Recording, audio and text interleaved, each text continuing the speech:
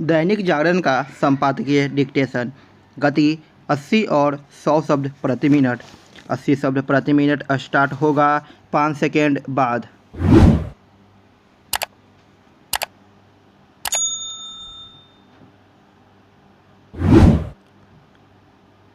Start.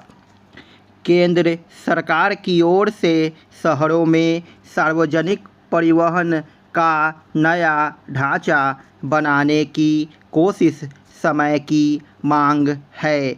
अच्छा होता कि इस दिशा में और पहले ध्यान दिया जाता, क्योंकि देश के अधिकतर शहरों में सार्वजनिक परिवहन का ढांचा संतोषजनक नहीं।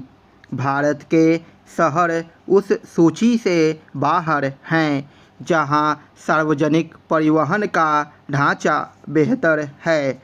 उत्कृष्ट सार्वजनिक परिवहन वाले दुनिया भर के शहरों की सूची में केवल मुंबई स्थान बना सका है, और वह भी 19वें स्थान पर।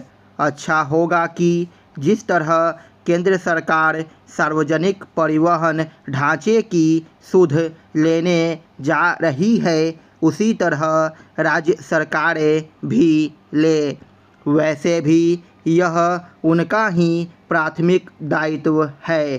सार्वजनिक परिवहन का अपर्याप्त ढांचा शहरी जीवन की समस्याओं को बढ़ाने वाला ही साबित नहीं होता, बल्कि वह ट्रैफिक जाम का कारण भी बनता है।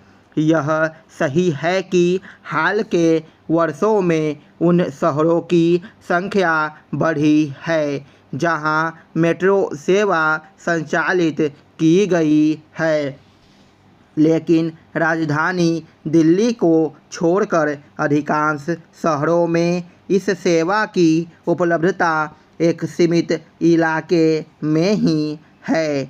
इसके अतिरिक्त मेट्रो के विस्तार की एक सीमा है।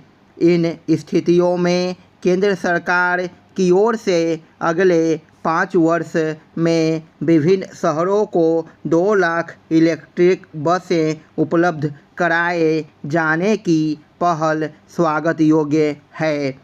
शहरों में इलेक्ट्रिक बसों की उपलब्धता शहरी आबादी के जीवन को सुगम बनाने में तो सहायक होगी ही, प्रदूषण की समस्या को दूर करने में भी मददगार सिद्ध होगी।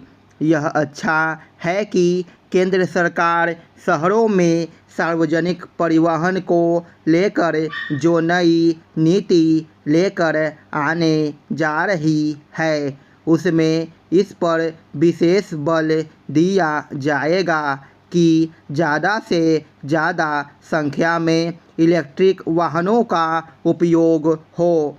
इससे एक लाभ यह भी होगा कि पेट्रोलियम पदार्थों पर देश की निर्भरता घटेगी। यह घटनी भी चाहिए, क्योंकि इससे एक तो विदेशी मुद्रा की बचत होगी और दूसरे प्रदूषण के एक बड़े कारण पेट्रोल डीजल की खपत कम होगी। ध्यान रहे कि भारत अपनी आवश्यकता का लगभग 85% कच्चा तेल आयात करता है।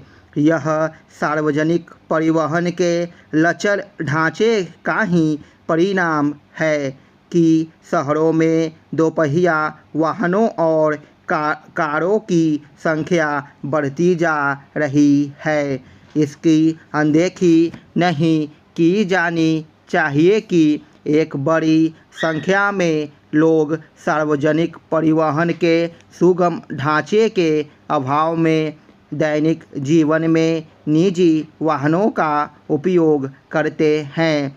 इसी कारण सड़कों का चौड़ीकरण करने और फ्लाईओवर, अंडरपास आदि का निर्माण करने के बाद भी शहरों का ट्रैफिक जाम से मुक्ति नहीं मिल पा रही है।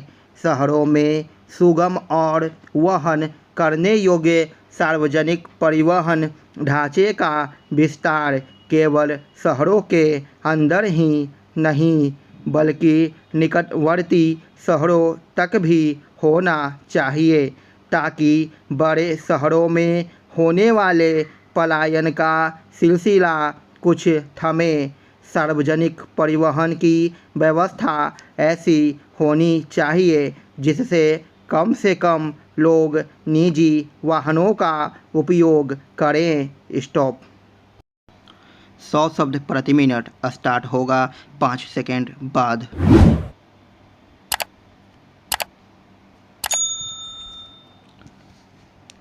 स्टार्ट। केंद्र सरकार की ओर से शहरों में सार्वजनिक परिवहन का नया ढांचा बनाने की कोशिश समय की मांग है। अच्छा होता कि इस दिशा में और पहले ध्यान दिया जाता, क्योंकि देश के अधिकतर शहरों में सार्वजनिक परिवहन का ढांचा संतोषजनक नहीं।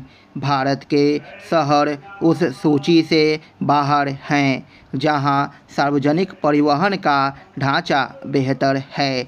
उत्कृष्ट सार्वजनिक परिवहन वाले दुनिया भर के शहरों की सूची में केवल मुंबई स्थान बना सका है और वह भी 19वें स्थान पर। अच्छा होगा कि जिस तरह केंद्र सरकार सार्वजनिक परिवहन ढांचे की सुध लेने जा रही है, उसी तरह राज्य सरकारें भी लें। वैसे भी यह उनका ही प्राथमिक दायित्व है। सार्वजनिक परिवहन का अपर्याप्त ढांचा शहरी जीवन की समस्याओं को बढ़ाने वाला ही साबित नहीं होता, बल्कि वह ट्रैफिक जाम का कारण भी बनता है। यह सही है कि हाल के वर्षों में उन शहरों की संख्या बढ़ी है जहां मेट्रो सेवा संचालित की गई है, लेकिन राजधानी दिल्ली को छोड़कर अधिकांश शहरों में इस सेवा की उपलब्धता एक सीमित इलाके में ही है। इसके अतिरिक्त मेट्रो के विस्तार की एक सीमा है। इन स्थितियों में केंद्र सरकार की ओर से अगले 5 वर्ष में विभिन्न शहरों को 2 लाख इलेक्ट्रिक बसें उपलब्ध कराए जाने की पहल स्वागत योग्य है।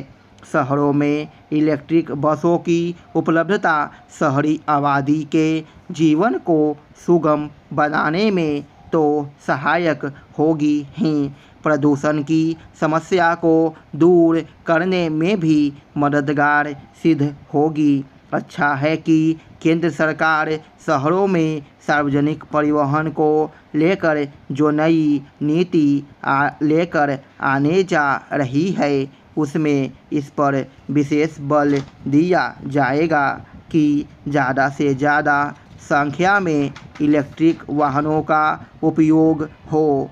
इससे एक लाभ यह भी होगा कि पेट्रोलियम पदार्थों पर देश की निर्भरता घटेगी। यह घटनी भी चाहिए, क्योंकि इससे एक तो विदेशी मुद्रा की बचत होगी और दूसरे प्रदूषण के एक बड़े कारण पेट्रोल डीजल की खपत कम होगी। ध्यान रहे कि भारत अपनी आवश्यकता का लगभग 85% कच्चा तेल आयात करता है। यह सार्वजनिक परिवहन के लचर ढांचे का ही परिणाम है कि शहरों में दोपहिया वाहनों और कारों की संख्या बढ़ती जा रही है। इसकी अनदेखी नहीं की जानी चाहिए कि एक बड़ी संख्या में लोग सार्वजनिक परिवहन के सुगम ढांचे के अभाव में दैनिक जीवन में निजी वाहनों का उपयोग करते हैं। इसी कारण सड़कों का चौड़ीकरण करने और फ्लाईओवर, अंडरपास आदि का निर्माण करने के बाद भी शहरों को ट्रैफिक जाम से मुक्ति नहीं मिल पा रही है। शहरों में सुगम और वहन करने योग्य सार्वजनिक परिवहन ढांचे का विस्तार केवल शहरों के अंदर ही नहीं बल्कि निकटवर्ती शहरों तक भी होना चाहिए, ताकि बड़े शहरों में होने वाले पलायन का सिलसिला कुछ थमे।